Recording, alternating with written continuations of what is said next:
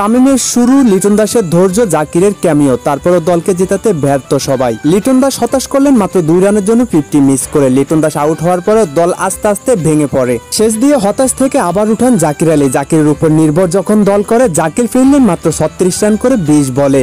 এরপরে দলকে আর টেনে উঠানো যায়নি। পাকিস্তানের 202 রানের তাড়াতে বাংলাদেশ 164 রানে অল আউট হয়ে যায়। এদিন বোলাররা যেমন ব্যর্থ করেছেন, তেমনি আবার ব্যাটাররাও ব্যর্থ হয়েছেন। বলার ব্যাটার দুজন সমান তালেই ব্যর্থ হয়েছেন দলের জন্য। পাকিস্তান নিজেদের ঘরের মাঠে বাংলাদেশকে 64 রানে অল আউট করে টি-20 সিরিজের প্রথম ইনিংসে জয় দিয়ে শুরু করলেন। এদিকে বাংলাদেশ প্রথম ইনিংসে হার দিয়ে শুরু করলেন। বাংলাদেশের এই হারের মাধ্যমে টি-20 ক্রিকেটে হ্যাটট্রিক করলেন, যেখানে আরব আমিরাতের সাথে টানা 2 ম্যাচ হারের পরে আবার পাকিস্তানের সাথে প্রথম ইনিংসে হার। এই হারের মাধ্যমে বাংলাদেশ টি-20 ক্রিকেটে হ্যাটট্রিক করলেন। যদিও বিষয়টা লজ্জাজনক, তবে বাংলাদেশের লজ্জা মুছে কি ঘুরে দাঁড়াতে পারবে আবার?